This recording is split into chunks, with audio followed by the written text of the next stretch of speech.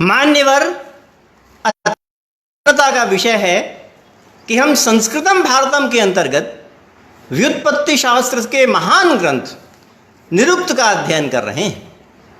हमने इस क्रम में जो शब्द होते हैं उनके 4 विभागों का वर्णन किया है और उन 4 विभागों के वर्णन के क्रम में नाम और आख्यात, उनकी परिभाषा और उनके उदाहरण प्रस्तुत किए जा चुके हैं और इसके पश्चात उपसर्गों का निरूपण चलता है।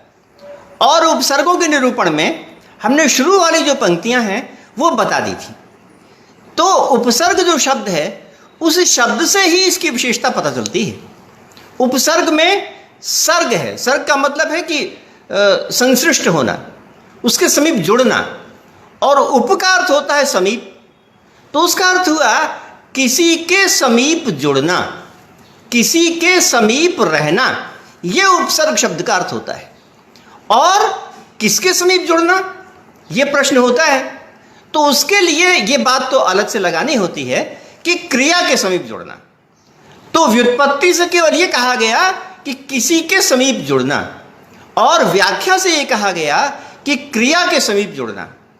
और यह बात पाणिनि ने प्रादयः उपसर्गः क्रिया योगे, जहां पर कि उपसर्ग की व्याख्या दी गई है वहां पर इस बात को कह दिया गया है। उसमें कहा है कि क्रिया योगे, क्रिया के साथ योग होने पर उपसर्ग होता है। इस प्रकार से अगर उस व्युत्पत्ति के साथ सूत्र को मिला दिया जाए तो इस उपसर्ग की पूरी परिभाषा तय हो जाती है कि उपसर्ग वे होते हैं जो कि क्रिया के समीप जुड़ते हैं। निरुक्तकार ने यहां पर 2 महान आचार्यों को उदाहरण देते हुए उनकी 2 विशेषताएं प्रकट की। शाकटायन का उदाहरण देते हुए कहा कि ये उपसर्ग द्योतक होते हैं, यह शाकटायन का उदाहरण देते हुए कहा, और गार्गी का उदाहरण देते हुए कहा कि ये अनेक अर्थों वाले होते हैं। तो यह हो सकता है कि गार्गी के अनुसार ये वाचक हों, क्योंकि उसमें कहा उच्चावचा पदार्था भवन्ति। तो यहां पर वाचक शब्द का प्रयोग तो नहीं किया गया है, परंतु ऐसा लगता है कि गार्गी के अनुसार वाचक रहे हों। आगे चल करके हम ये जानते हैं कि व्याकरण शास्त्र में उपसर्गों के संबंध में बहुत बड़ा विवाद है कि वो द्योतक होते हैं या वाचक होते हैं।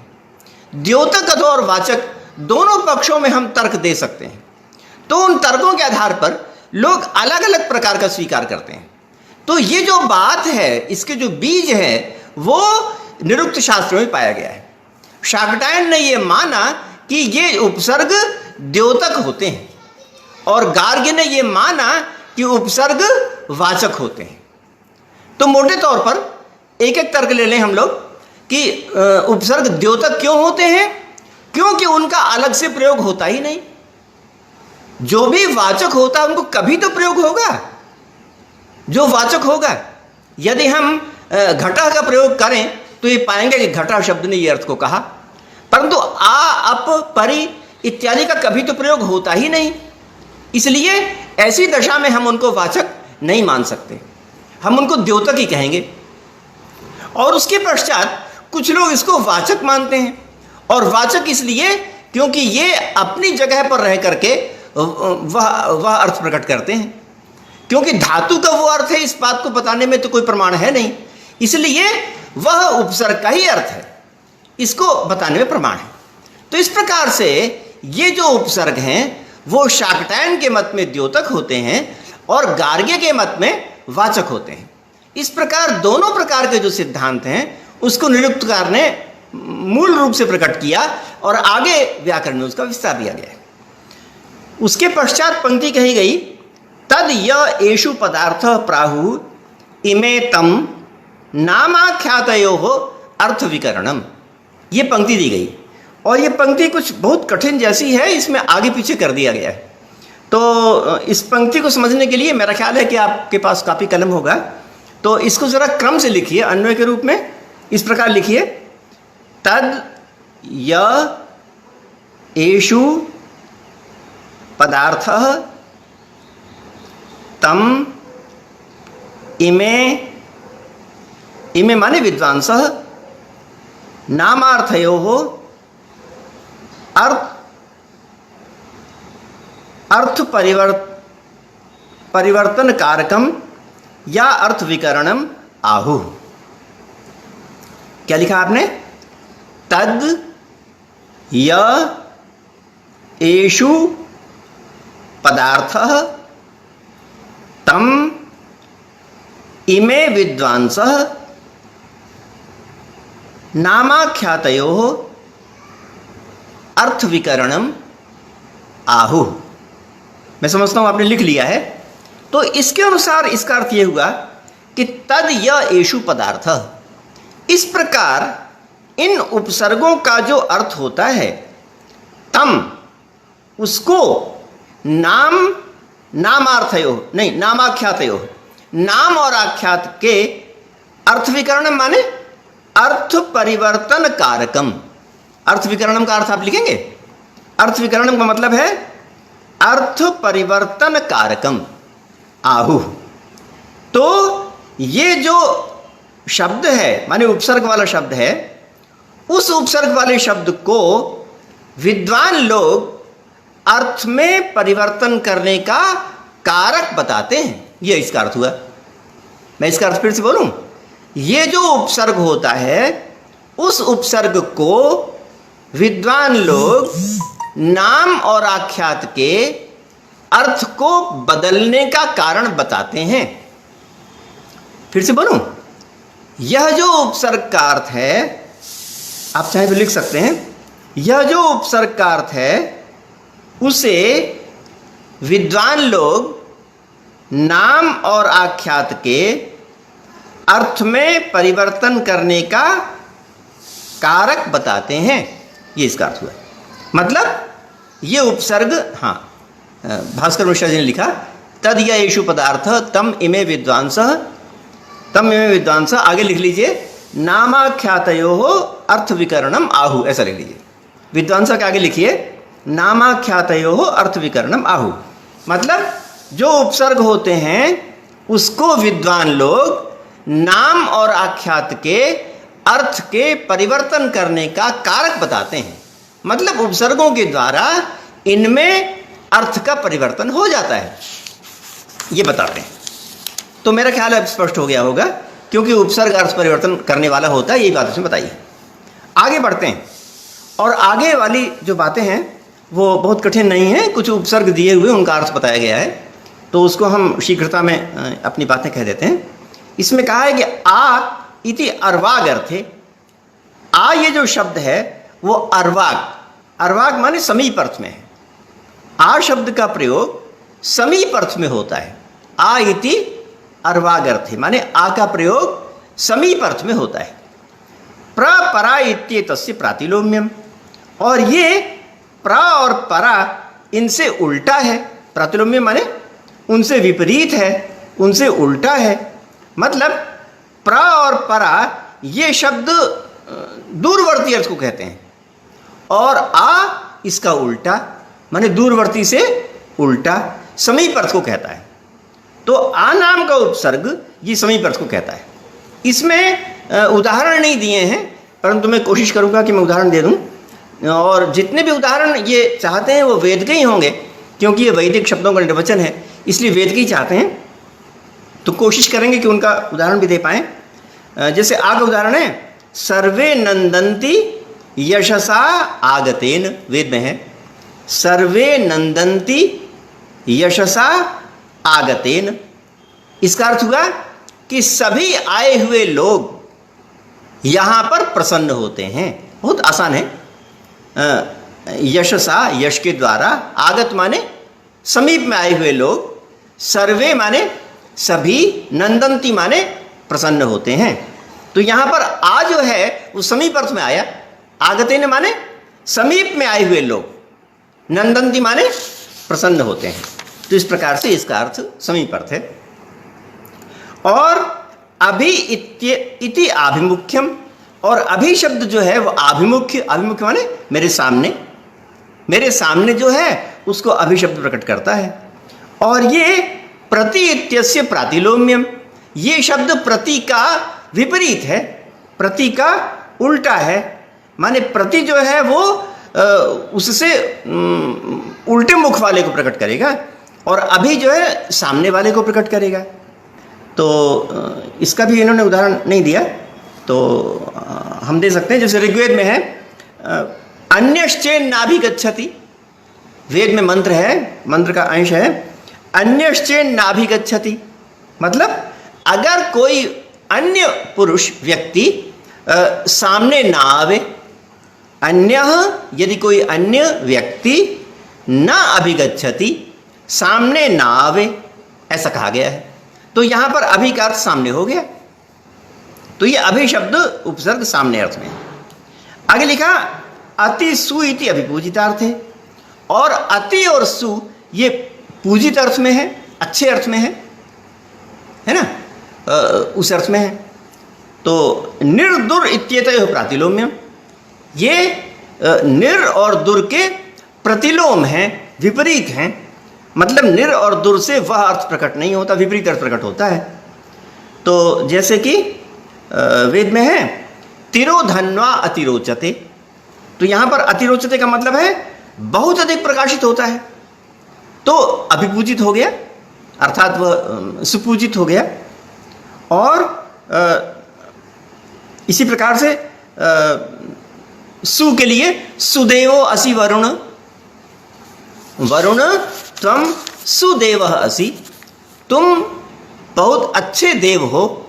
तो यहाँ पर सु शब्द का अच्छे अर्थ में प्रयोग किया गया है, तो यह भी अभिपूजित अर्थ में हो गया। आगे नी अव इति विनिग्रहार्थी, नी और अव ये जो दोनों शब्द हैं वो दबाने अर्थ में है। विनिग्रह माने दबाना, विनिग्रह माने दबाना, तो नी और अव ये दोनों दबाने अर्थ में हैं। और उत इत्येतयोः प्रातिलोम्यम, ये उत के विपरीत हैं। मतलब उत का मतलब होगा ऊपर उठना, और नी का अर्थ होगा नीचे दबाना। तो इसके लिए उदाहरण दे सकते हैं, जैसे कि तनुष्व न्यमित्रान, वेद में कहा है, वेद में कहा है तनुष्व न्यमित्रान, मतलब अमित्र माने जो शत्रु हैं, अमित्र माने जो शत्रु हैं उनको तनुष्व, तनुष्व माने दबा दो, है ना, उनको दबा दो। तो यहाँ पर नी का प्रयोग किया गया है, इसलिए नी का संबंध तनुष्व के साथ होगा। देखिए ये जो छंद अर्थात वेद में है ना, तो वेद में ये आवश्यक नहीं है कि उपसर्गों का प्रयोग क्रिया के पहले ही हो, वहाँ पर उपसर्गों का प्रयोग क्रिया के बाद में भी हो जाता है और अन्य शब्दों के बीच में भी हो जाता है ना। परंतु संस्कृत साहित्य में सदा क्रिया के पहले ही होता है। तो अगर वेद में कभी क्रिया के बाद देखा गया हो तो हमें आवश्यकता होती है कि हम उसको व्याख्या करके क्रिया के पहले लगा लें। जैसे यहाँ पर तनुष्व न्यमित्रान कहा गया है, अब यहाँ पर नी उपसर्ग अमित्र से पहले आया है, तो संस्कृत में तो ऐसा नहीं होता है, संस्कृत में तो क्रिया के पहले होना चाहिए। तो जब हम इसकी व्याख्या करेंगे तो न्यमित्रान का जो नी है उसको तनुष्व से पहले लगा लेंगे, तो अर्थ हो जाएगा नितनुष्व अमित्रान, ऐसा अर्थ हो जाएगा। तो नितनुष्व का अर्थ होगा दबा लो, है ना, अमित्रान अमित्रों को दबा लो, ये उसका अर्थ हो गया। और ये उत के विपरीत है। आगे कहा सम इति एकी भावम, ये जो सम है वो एक ही भाव अर्थ में आता है। एक ही भाव माने इकट्ठा होना, इकट्ठा होने में सम का प्रयोग होता है। और ये वी अप इत्येतस्य प्रातिलोम्यम, ये वी और अप का उल्टा है। मतलब सम का मतलब है इकट्ठा होना और वी का मतलब है अलग अलग हो जाना, दूर दूर हो जाना, है ना। हाँ, इन्होंने मोहिनी आर्य जी ने लिखा उत्क्राम पुरुष नावयानम, तो बिल्कुल सही आपने कहा। उत्क्राम पुरुष माने दूर दूर होके अपना कार्य करो, या ऊपर उठो, नीचे नहीं जाओ, ये इसका अर्थ है। तो सम का अर्थ इन्होंने लिखा कि एक ही भाव अर्थ है, माने इकट्ठा होना अर्थ है। और ये वी और अप के विरोधी हैं, तो सम का एक ही भाव अर्थ है। इसका उदाहरण है, हाँ, छंदसी परेपी, ठीक बात है। ये वेद में ऐसा होता है कि क्रिया के बाद में भी आ जाता है, परंतु लोक में ऐसा होता है कि क्रिया के पहले ही आता है। बिल्कुल ठीक आपने लिखा। हाँ, प्रतिभा आर्य जी ने लिखा व्यवहिताश्च, बिल्कुल सही कहा आपने।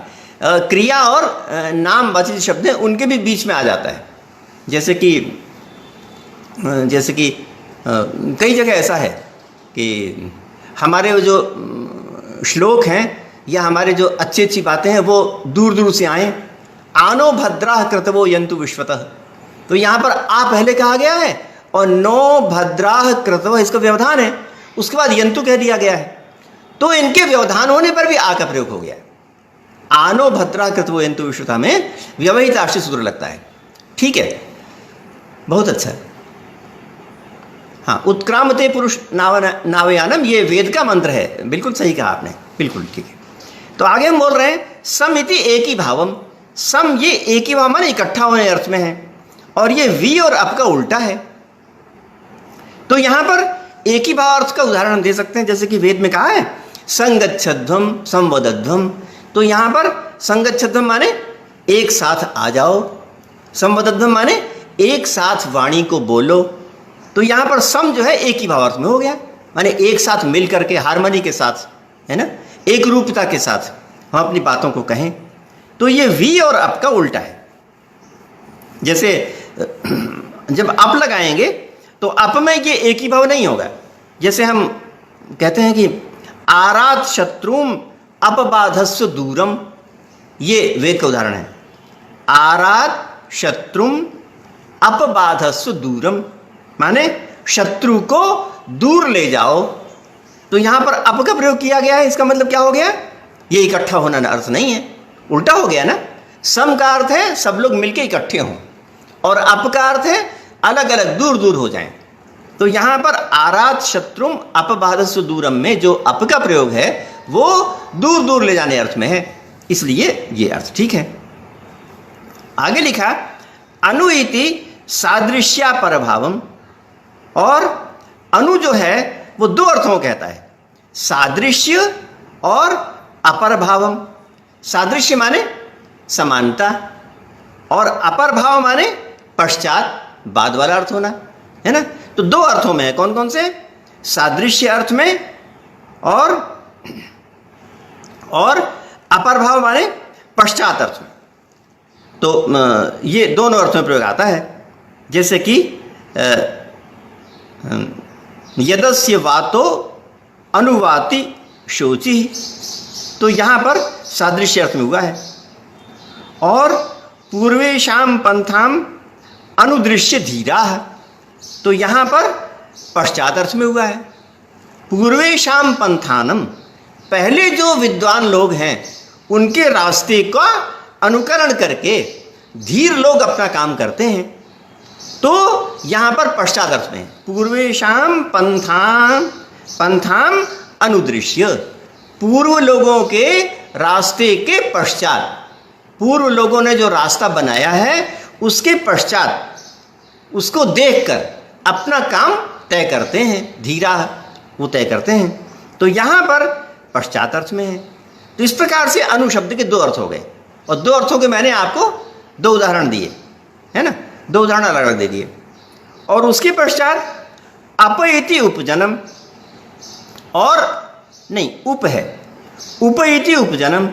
उप शब्द जो है वो उपजन का वाचक है। उपजन माने वृद्धि, उपजन माने वृद्धि का वाचक है, बढ़ने का वाचक है। तो जैसे कि अनेक उदाहरण हैं, तो इसमें वह वृद्धि में आता है। परि इति सर्वतो भावम, और परि जो है वो सर्वतो भावम माने ऐश्वर्य को कहता है। परि जो है वो ऐश्वर्य को कहता है। जैसे शिंचता सुतम सोमो य उत्तमम हवि, परीतो शिंचता सुतम सोमः य उत्तमम हवि, वेद का मंत्र है। वेद का मंत्र है परीतो शिंचता सुतम सोमो य उत्तमम हवि। यहाँ पर परि का प्रयोग किया गया है, और परि का प्रयोग होने के कारण से उसका अर्थ हुआ सर्वतो भाव, माने सब तरफ से, पूरी तरह से। इसका अर्थ हुआ कि सोम रस को भली प्रकार चारों तरफ के लोग उसका अभिषेक करते हुए और उत्तम हवि को प्राप्त करते हैं। तो इस प्रकार से इस अर्थ में आया। और अधि इति उपरि भावम ऐश्वर्यम वा, और जो अधि शब्द है वो उपरि भाव ऊपरी भाव माने ऊंचे होना, ऊपर उठना को कहता है और ऐश्वर्य को कहता है। इस प्रकार से दो अर्थों में आता है, एक तो ऊंचे उठना और दूसरे ऐश्वर्य को। जैसे ऊंचे उठने अर्थ में है यह अर्वंतम प्रथम अध्यतिष्ठत, है ना। मैं मंत्र बोलता जा रहा हूँ आपको, उदाहरण के लिए मैं मंत्र बोलता जा रहा हूँ अलग अलग, और अगर आप चाहें तो लिख भी सकते हैं। यानी अधिक मैंने क्या बताया, यह अर्वंतम प्रथम अध्यतिष्ठत, ये इसका उदाहरण है। किसका? अधिका। अधिका एक अर्थ है ऊपर उठना, तो इसका उदाहरण है यह अर्वंतम प्रथम अध्यतिष्ठत, ये ऋग्वेद का उदाहरण है ना।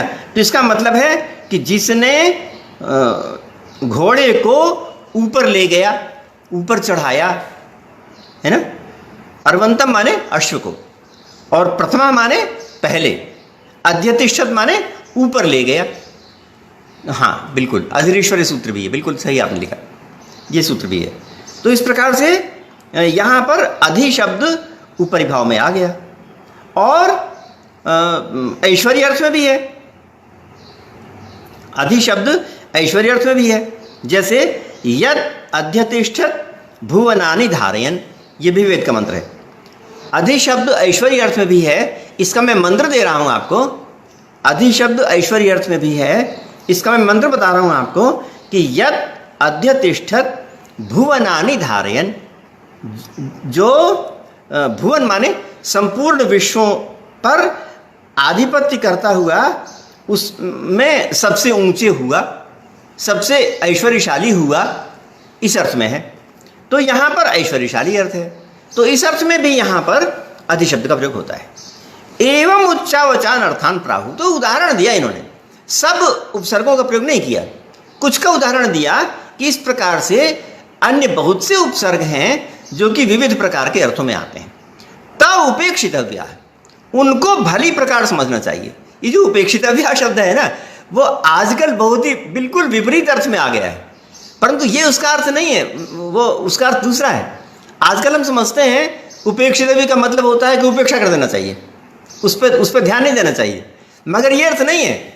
यहाँ पर उपेक्षितव्य का अर्थ है उपगम्य ईक्षितव्या, उसके पास पहुंचकर ध्यानपूर्वक इसको ग्रहण करना चाहिए। तो उपगम्य ईक्षितव्या, भली प्रकार सावधानी पूर्वक इसका अध्ययन करना चाहिए, ये इसका अर्थ है उपेक्षितव्या का। तो हमने उपसर्गों की बात पूरी कर ली।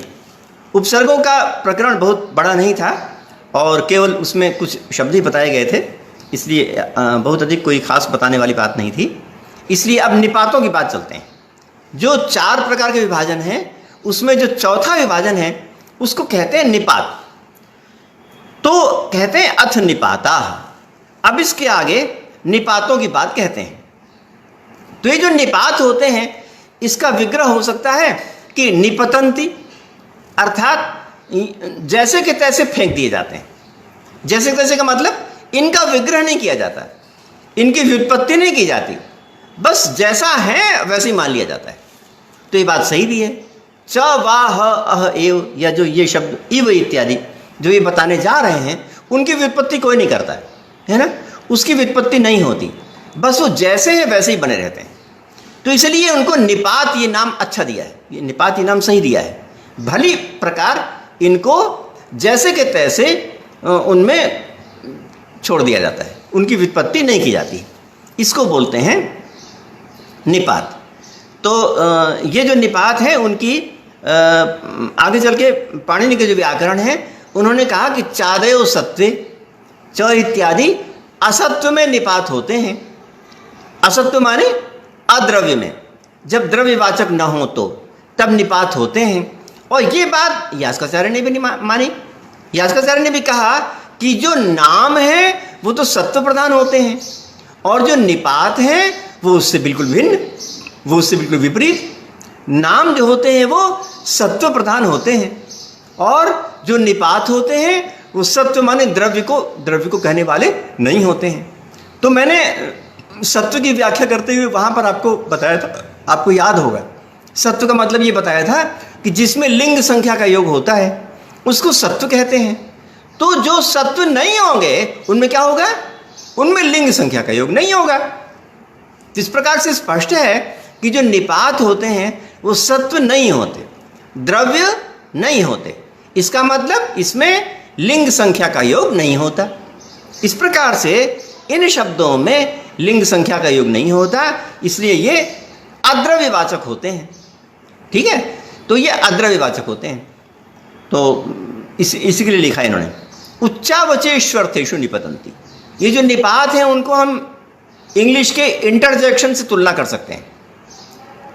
इंग्लिश में जो पार्ट्स ऑफ स्पीच में जो सबसे अंत में 8वां बताया ना, इंटरजेक्शन, तो इंटरजेक्शन से तुलना कर सकते हैं निपात की।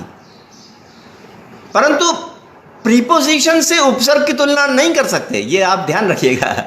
हाँ, जो उपसर्ग शब्द है ना, अगर हम उसका एक शाब्दिक अर्थ देखें तो लगता है जैसे प्रीपोजिशन के बराबर हो, है ना। प्री माने पहले, पोजीशन माने अवस्थिति, और उप माने भी समीप में, सर्ग माने अवस्थिति। तो ऐसे लगता है शब्दों से, परंतु है नहीं ऐसा, बिल्कुल विपरीत है। यहां पर तो जो इंग्लिश का प्रीपोजिशन है उसके समतुल्य संस्कृत में कोई नहीं है।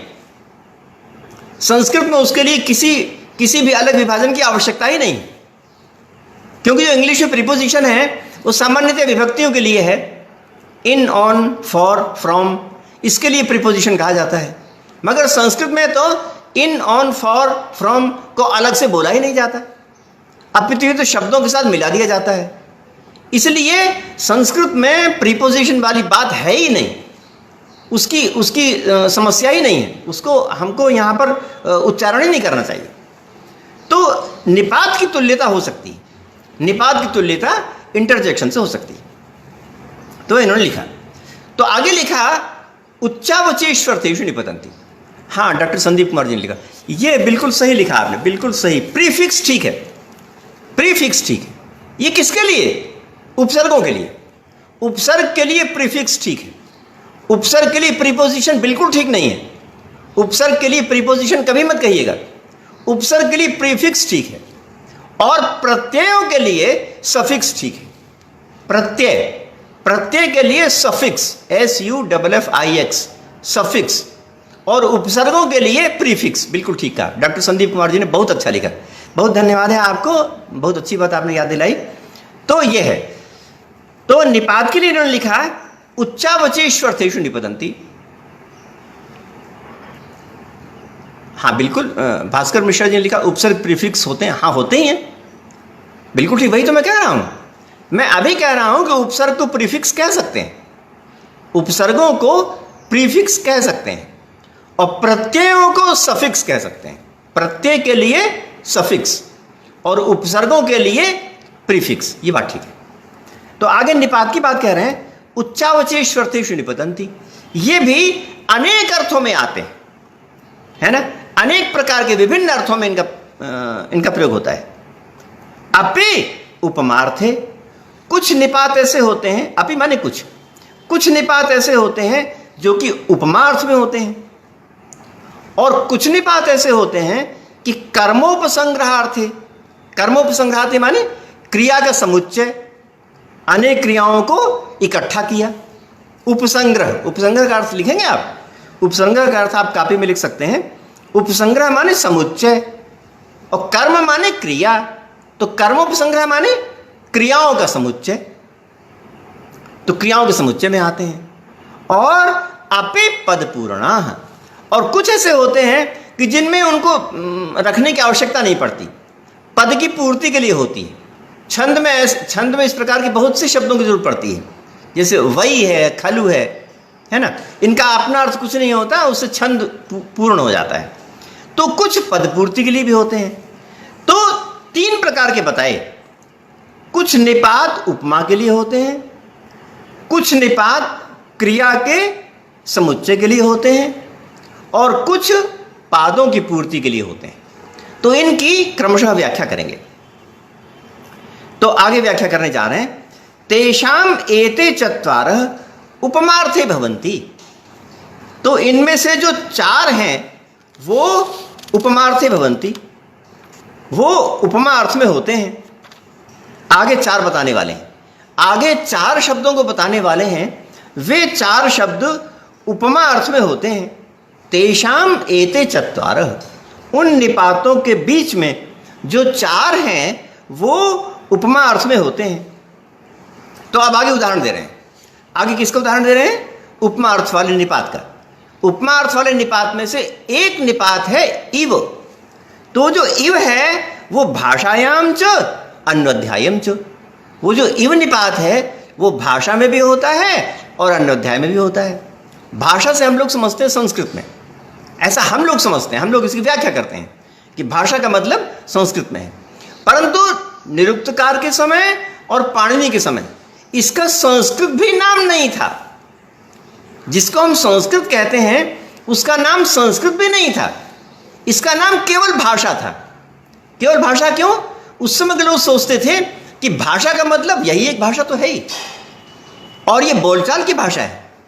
तो भाषा शब्द के प्रयोग से ये पता चलता है कि निरुक्त के समय में और पाणिनि के समय में इस भाषा को अलग से नाम बताने की जरूरत नहीं पड़ती थी। देखिए, अलग से नाम कब बताया जाएगा?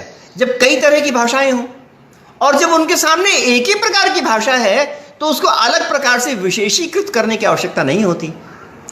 तो निरुक्तकार ने भी और पाणिनि ने भी संस्कृत नाम कहीं भी नहीं लिया है। एक भी जगह निरुक्तकार ने संस्कृत नाम नहीं लिया, एक भी जगह पाणिनि ने संस्कृत नाम नहीं लिया है। दोनों लोगों ने भाषा का प्रयोग किया है। तो यहां पर जैसे भाषा है और पाणिनि ने भी कहा है, पाणिनि का सूत्र है प्रथमायाश्च द्विवचने भाषायाम, तो यहां पर भी भाषा का प्रयोग किया है।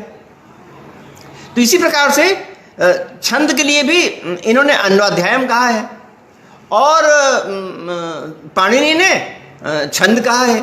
इस प्रकार से शब्दों का प्रयोग किया है। तो यहां पर मैं भाषा को बता रहा था कि भाषा माने केवल संस्कृति है, सामान्य बोली जाने वाली, सब प्रत्येक व्यक्ति इसको बोलते थे, ऐसा इसके प्रमाण से पता चलता है। तो इव जो शब्द है वो भाषा में माने लौकिक प्रयोग में और अन्वाध्यायम अर्थात वेद में भी इव अर्थ का प्रयोग होता है। जैसे कि अग्निरिव, इंद्र इव, इस प्रकार प्रयोग हुआ है। तो यहां पर इन्होंने वेद के मंत्रों का उदाहरण दे दिया। तो हम इस मंत्र को उदाहरण देते हैं। अच्छा, हाँ, भास्कर त्रिपाठी जी कह रहे हैं संस्कृत नाम कैसे पढ़ा? हाँ, त्रिपाठी जी पूछ रहे हैं कि संस्कृत नाम कैसे पढ़ा। देखिए, थोड़ा सा विस्तृत प्रश्न हो जाएगा। अगर आप कहेंगे तो इसको जो हमारा जनरल पाठ चलता है उसमें हम विस्तार से कहेंगे आपको। मैं सोचता हूँ कि शुक्रवार वाले दिन सामान्य पाठ रखा करूँ और उस पाठ में मैं यही विस्तार से बताऊँगा कि संस्कृत नाम कैसे पढ़ा। ठीक है, आप मुझको याद दिला दीजिएगा, मैं शुक्रवार के दिन ये विस्तार से आपको बता पाऊँगा, क्योंकि मैं चाहता हूँ कि एक दिन सामान्य व्याख्यान रह पाए। सामान्य व्याख्यान बहुत उपयोगी होता है और वो सबके लिए उपयोगी होता है, परीक्षाओं के लिए भी उपयोगी होता है और उससे बहुत से कोटेशन भी होते हैं, इसलिए वो बहुत उपयोगी है। तो मैं शुक्रवार को बताऊँगा कि संस्कृत नाम कैसे पढ़ा। तो यहाँ पर कहा कि इव जो है भाषा में भी है और वेद में भी है। जैसे इसका नाम दिया अग्निरिव, इंद्र इव, ये नाम दिया है। तो इसमें कहा है, वेद में हम पूरा मंत्र पढ़ देते हैं। अग्निरिव मन्यो त्विषितः सहस्व, ये वेद का ऋग्वेद का उदाहरण है। ऋग्वेद के 10वें मंडल का उदाहरण है। अग्निरिव मन्यो त्विषितः सहस्व। तो मन्यो यहाँ पर संबोधन है, तुम अग्नि के समान, त्विषितः माने प्रदीप्त होते हुए, बल की वर्षा करो, है ना। अग्निरिव, अग्नि के समान, त्विषितः माने प्रदीप्त होते हुए, बल की रक्षा करो, ये यहाँ पर कहा गया है। तो अग्निरिव यहाँ पर इव का प्रयोग हुआ और इस इव का अर्थ है अग्नि के समान, है ना जी। इसका अर्थ है अग्नि के समान। तो यहाँ पर इव शब्द का अर्थ समान हो गया। इसी प्रकार इंद्र इव ये प्रयोग है, ये भी वेद में आया है। वेद में कहा है इंद्र इव इह ध्रुवस्तिष्ठ, ये ऋग्वेद में आया है। ऋग्वेद में आया है कि इंद्र इव तिष्ठ, इंद्र के समान यहाँ पर बैठो रहो। हाँ, आपने प्रश्न किया सक्तुम इति तदुना पुनन्त में इव उपमार्थ में, बिल्कुल सही कहा आपने। सक्तुम चितवना पुनंतों में इव उपमार्थ में बिल्कुल सही है। सक्तुम इव, सक्तु के समान, पुनंतः साफ करते हुए, ठीक है। तो अब इतना है कि जैसे कि कभी कभी ऐसा होता है कि उपमान का वर्णन कर देते हैं, उपमेय को नहीं दिया जाता है। तो सक्तुम चितवना पुनंतों में सक्तु ये उपमान तो है, परंतु उपमेय को नहीं दिया गया और आगे दे दिया गया है, वाचम दे दिया गया है, तो वहां पर वाचम उपमेय हो जाएगा, ठीक है। आगे है न इति प्रतिषेधार्थी भाषायाम, और न जो शब्द है वो प्रतिषेध के अर्थ में है, भाषा में है। और उभयम अन्योध्याय, ये मोस्ट इंपॉर्टेंट बात लिखी इन्होंने। देखिए, अपने भाषा माने सामान्य जो व्यवहार है उसमें न का प्रयोग उपमा में नहीं होता। हम आजकल भी हिंदी में भी और संस्कृत में भी कभी भी न का प्रयोग इव के अर्थ में नहीं करते, और ये बहुत मार्के वाली बात निरुक्तकार ने कह दी कि भाषा में न का प्रयोग इव के अर्थ में नहीं होता है, परंतु वेद में होता है। वेद में न का प्रयोग इव के अर्थ में भी होता है और निषेध के अर्थ में भी होता है। तो ये बिल्कुल सही बात निरुक्तकार ने उस समय समझ ली थी और बताया कि न इति प्रतिषेधार्थी भाषायाम, न शब्द का प्रयोग भाषा में, भाषा माने सामान्य जो संस्कृत है उसमें न शब्द का प्रयोग होता है भाषा में। और उभयम अन्वाध्यायम, अन्वाध्याय माने वेद में तो दोनों माने प्रतिषेध अर्थ में भी और उपमार्थ में भी। उपमा का प्रकरण चल रहा है, उपमा का प्रसंग चल रहा है, तो ये कह रहे हैं कि न का जो प्रयोग है वो वेद में उपमा के अर्थ में भी देखा जाता है और प्रतिषेध के अर्थ में भी देखा जाता है। जैसे नेन्द्रम देवम अमंसत, कुछ लोगों ने इंद्र को देवता नहीं माना है ना, इंद्रम देवम न अमंसत, कुछ लोगों ने इंद्र को देवता नहीं माना, तो यहां पर न निषेध अर्थ में है, नहीं माना, है ना, ठीक। तो इस प्रकार के भी कुछ समूह रहे होंगे, है ना, इस प्रकार के भी कुछ समूह रहे होंगे जिन्होंने उनको नहीं माना होगा, है। तो इस प्रकार से भी वर्णन आया कि उन्होंने उसको देवता नहीं माना। आगे पुरस्ताद उपचार तस्येत प्रतिषेधति, और दूसरी बात यह है कि पुरस्ताद माने जो आगे बात कही गई है उसका प्रतिषेध है। यहां पर नेन्द्रम देवम अमंसत में जो बात आगे कही गई है उसका प्रतिषेध है। आगे कौन सी बात कही है कि इन अमंसत माना, और माना का इसने प्रतिषेध कर दिया। हाँ, बिल्कुल आपने लिखा यहां पर न प्रतिषेध अर्थ में है, ठीक है। यहां पर जो बात कही गई उसको मना कर दिया, प्रतिषेध कर दिया। आगे उदाहरण दे रहे हैं उपमार्थीय, आगे ये जो ना होता है वो उपमार्थ में भी होता है, परंतु लोक में नहीं होता ऐसा, केवल वेद में ही देखा जाता है कि वो उपमार्थ में भी होता है। जैसे कि दुर्मदासो न सुरायाम, अर्थात कि सुरायाम दुर्मदास इव, सुरा माने जो ऐसी मत करने वाली चीज है उसमें, दुर्मदास माने मतवालों के समान, सुरा में या सुरा के प्रति या सुरा के विषय में, दुर्मदासा माने मतवालों के समान। तो यहां पर दुर्मदासा न माने निषेध नहीं, दुर्मदासा माने उनके समान, ये उसका अर्थ हुआ।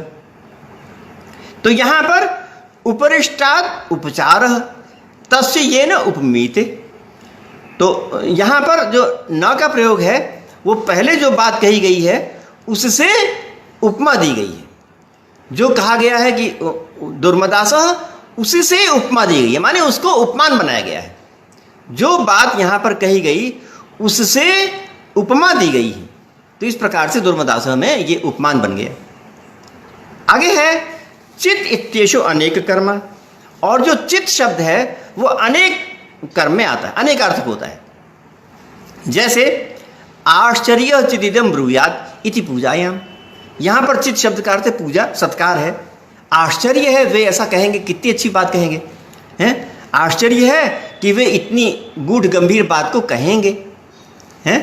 तो यहां पर पूजा अर्थ में है। अब प्रसंगवश आचार्य की व्युत्पत्ति दे रहे हैं। आचार्य कस्मात् आचारम ग्राहयति आचिनोति बुद्धिमिति वा, हाँ, मान्यवर मनोस्तोष भट्टाचार्य जी ने ये लिखा, मरियो न योशाम अभ्येति पश्चात। बहुत अच्छा, बहुत सुंदर, बहुत धन्यवाद है आपको, आपने उदाहरण दिया, बहुत धन्यवाद। और चित्त के उदाहरण के प्रसंग में आचार्य की व्युत्पत्ति दी है। उसमें कहा है कि आचारम ग्राह्यति आचिनोति बुद्धिम। तो आचारम ग्राह्यति व्यवहार को बताता है, और आचिनोति बुद्धिम ये ज्ञान को भी बढ़ाता है। हमारे ज्ञान को तो बढ़ाता ही है, हमारे व्यवहार को भी बढ़ाता है। तो इससे भी ये बात पता चलती है कि जो प्राचीन काल की विद्या थी, वो विद्या केवल पुस्तकीय नहीं थी, बल्कि लौकिक ज्ञान को बढ़ाने वाली भी थी। दोनों प्रकार की बातें होनी चाहिए, केवल पुस्तकस्थातु या विद्या नहीं, पुस्तक में जो बात कही है वो भी जानिए, और उसके पश्चात जो व्यवहार में बात आती है उसका भी अनुभव कीजिए। तो आचारम ग्राह्यति से जो व्यवहार में, लोक व्यवहार में जो बातें होती हैं उसको बताता है ना, वो समझदारी की बात बताता है। और आचिनोति बुद्धिम माने जो ज्ञान है उसका भी चयन करता है। तो इसमें इन्होंने व्याकरण के सूत्र नहीं बताए हैं, किस सूत्र से कौन सा प्रत्यय आएगा, उसके साथ कौन सा विकार होगा, ये सब इनको बताने की जरूरत नहीं है। इन्होंने केवल व्युत्पत्ति कर दी, उसके बाद सूत्र लगाना और उसको सिद्ध करना ये सब आगे वाले व्याकरण वालों का काम है। यहां पर तो केवल व्युत्पत्ति कर दी। तो आचारम ग्राह्यति में आ उपसर्ग चर धातु से यत् प्रत्यय करके आचार्य बनाए हैं। और पाणिनि के व्याकरण में तो गद मद चर यमश्चान उपसर्ग है, उससे कहा है। तो और फिर वार्तिक भी कही, चरे रांगी चागुरऊ, इससे फिर आचार्य बनाया गया। तो वहाँ क्या प्रत्यय किया गया है। और आचिनोति बुद्धि में आ उपसर्ग पूर्वक ची धातु से किया गया है, और उसके स्थान में कोई अन्य आदेश हो जाएगा। आगे कहा दधिचित इत्युपमार्थे, और दधिचित जो है वो उपमार्थ में है, ये उपमार्थ में है। और कुलमाशांश चिदाहर इति अवकुत्सित है। तो ये बता रहे हैं ना कि जो कुछ शब्द होते हैं जो कि दोनों अर्थों में होते हैं, उपमा में भी और अन्य में भी। तो ऐसे उदाहरण दे रहे हैं यहाँ पर। तो यहाँ पर एक अन्य शब्द आया चित है, तो चित के लिए कहते हैं कि वो उपमा में होता है, उपमा में होता है। तो दधि चित, यहाँ पर दधि चित का अर्थ है दधि के समान, यहाँ पर चित का अर्थ है समान। इसी प्रकार आगे कुलमाशांश चिदाहर इत्यवकुत्सिते, कुलमाश को भी ले आओ, ये अवकुत्सित में है ना। किसी प्रकार से कोई बस पेट भरने के लिए कोई खराब चीज़ भी ले आवें, है ना। तो उसको कुलमाशांश चिदाहर बोलेंगे। तो कुलमाश के लिए कहा कुलमाशाः कुलेषु सीदन्ति। कुलमाश शब्द को डॉक्टर प्रियंका जी ने लिखा, आश्चर्यश्चेदम ब्रूयात में लिखा, बहुत अच्छा विवरण दिया, आपको धन्यवाद है। तो आश्चर्यश्चेदम ब्रूयात के अंतर्गत आपने बताया। इसी प्रकार कुलमाशांश चिदाहर में कुलमाश शब्द का प्रयोग किया गया और उसका विग्रह किया कुलेषु सीदन्ति, मतलब बहुत से ऐसे कुल हैं जिनमें वे लोग उससे प्रसन्न होते हैं, बहुत से ऐसे लोग होते हैं। दरअसल ये कुलमाश जो है वो धान का कोई निम्न जाति का प्रकार है ना। बहुत अच्छा धान नहीं है, बहुत अच्छा चावल नहीं है, तो लगता है कि सामान्य लोग उसका प्रयोग करते होंगे, तो इसलिए उनको कह दिया कुलमाश। कुल का मतलब है सामान्य जो हैं, जो सामान्य लोग हैं उनके लिए जो उदर पूर्ति के साधन में आता है उसको कुलमाश कहा गया है। और हमारे यहाँ भी या आपके यहाँ भी लौकिक भाषा में भी कुछ शब्द का प्रयोग करते होंगे। तो इस प्रकार से कुलमाश एक सामान्य आहार है जो कि बहुत अच्छे किस्म का नहीं है, तो इसलिए अवकुत्सित में कहा है। ठीक है, और कुछ नहीं है तो इसी को ले आओ। तो यहाँ पर अवकुत्सित हुआ, सामान्य बात हुई कि और तो कुछ है नहीं और उधर पूर्ति करनी है तो इसको ही ले आओ, ऐसा कहा गया है। और नु इति एषो अनेक कर्म, और नु ये जो शब्द है वो अनेक अर्थ में है। जैसे मतलब अनेक अर्थों में, कई अर्थ हैं उसके। इदम नु करिष्यति इति हेत्वपदेशे, इदम नु करिष्यति इसमें हेतु बताया है। इसका मतलब क्या कि क्योंकि ऐसा करेगा, क्योंकि गांव जाएगा इसलिए वहां पर यह काम भी कर लेगा। तो नु का मतलब है क्योंकि, नु का मतलब है क्योंकि, क्योंकि ऐसा काम करेगा, तो वही हेत्वोपदेश है। इदम नु करिष्यति, इसका मतलब नु माने क्योंकि, क्योंकि ऐसा काम करेगा। और कथम नु करिष्यति, ये पूछने अर्थ में है? कैसे कर लेगा, है ना, भला कैसे कर पाएगा, इसके पास तो इतना सामर्थ्य है नहीं, परंतु सामर्थ्य न होने पर भी कैसे कर पाएगा, ये नु का प्रयोग है अनुपृष्ठे में। और नानु एतद आकर्षित इति च, और नानु इन दोनों को मिला दिया जाए तो भी वो अनुपृष्ठे में आ जाता है, तो भी वो पूछने अर्थ में आ जाता है। तो इस प्रकार से नानु एतद आकर्षित, क्या तुमने ये काम किया, नानु एतद आकर्षित, क्या तुमने यह काम किया, तो इस प्रकार से ये पूछने अर्थ में आ जाता है। तो आगे वाली जो संस्कृत है उसमें ना नु को मिला दिया गया है, ननु एक कर दिया गया है, परंतु यहाँ पर निरुक्तकार ने जो किया है वो ना अलग है और नु अलग है। ये बात रिसर्च के ख्याल से ध्यान देनी चाहिए। रिसर्च में आप बता सकते हैं कि निरुक्तकार के समय में ना अलग शब्द था और नु अलग शब्द था, दो निपात थे, मगर संस्कृत में तो ननु शब्द का शंका अथवा प्रश्न अर्थ प्रयोग किया जाता है। ठीक है, अथापि उपमार्थे भवति, या फिर उपमार्थ में भी नु का प्रयोग होता है। जैसे वृक्षस्य नुते पुरुहूत वया, वृक्षस्य इव ते पुरुहूत शाखा। पुरुहूत का मतलब इंद्र है ना, आप याद रखेंगे।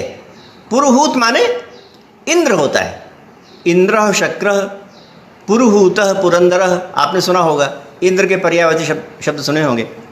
तो इसमें पुरुहूत जो शब्द है वो इंद्र के लिए आता है। तो पुरु का मतलब होता है अनेक बार इंद्र को बुलाया गया, हूता माने बुलाया गया। तो यज्ञ में इंद्र को बुलाया जाता है, इसलिए उसको पुरुहूता नाम दिया गया है। तो खैर, इस मंत्र का अर्थ हुआ कि वृक्ष की शाखाओं के समान तुम्हारी रक्षाएं सब ओर फैली हुई हैं। वृक्ष की शाखाओं के समान तुम्हारी रक्षाएं सब ओर फैली हुई हैं।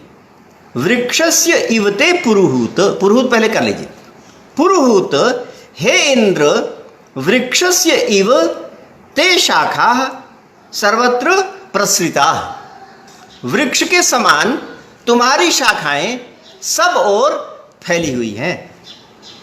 ये इसका अर्थ हुआ। तो वया माने शाखा, वया का अर्थ है शाखा। वेते वातायना भवंती, है ना, वया शाखा के लिए क्यों है, वी धातु से है, क्योंकि वी धातु का मतलब वे वायु देने वाले होते हैं। वातायना भवंती, जो वृक्ष है, वृक्ष की जो शाखाएं हैं वो वायु प्रदान करने वाली होती हैं। तो वी धातु गति अर्थ में है, वी धातु गति अर्थ में है, और गति अर्थ वाली, गति वाली जो हवा है उसके लिए भी है, तो वायु देने वाले होते हैं। और शाखा खशया, शाखा में वर्ण विपर्य कर दिया है, शाखा में शा पहले है और खा बाद में है, और यहाँ पर वर्ण विपर्य माने क्रम को बदल दिया गया, तो हो गया खशया। ख माने आकाश में शयन करने वाली जो शाखाएं होती हैं वो उनकी जो ऊर्ध्व उनका मुख होता है, तो इसलिए ख आकाश में शयन करने के कारण से उनको शाखा नाम दिया गया है। या शक्नोतेर्वा, या फिर अपने जो प्रतिष्ठित होने में समर्थ होती हैं, अपने को उस वृक्ष में सदा बांधे रखती हैं, तो इस प्रकार से शक धातु से भी है। तो इस प्रकार से यहाँ पर ये शाखा का प्रयोग हुआ है। तो ठीक है, अब इसके बाद आगे चलेगा, और हम लोगों ने अभी उपसर्गों के विषय में और निपात के विषय में अपनी बातें पूरी की हैं। वैसे निपात के विषय में और भी कुछ बातें आएंगी, तो आप लोगों ने हमारी इस बात को बहुत ध्यानपूर्वक सुना, इसलिए आपको बहुत बहुत धन्यवाद।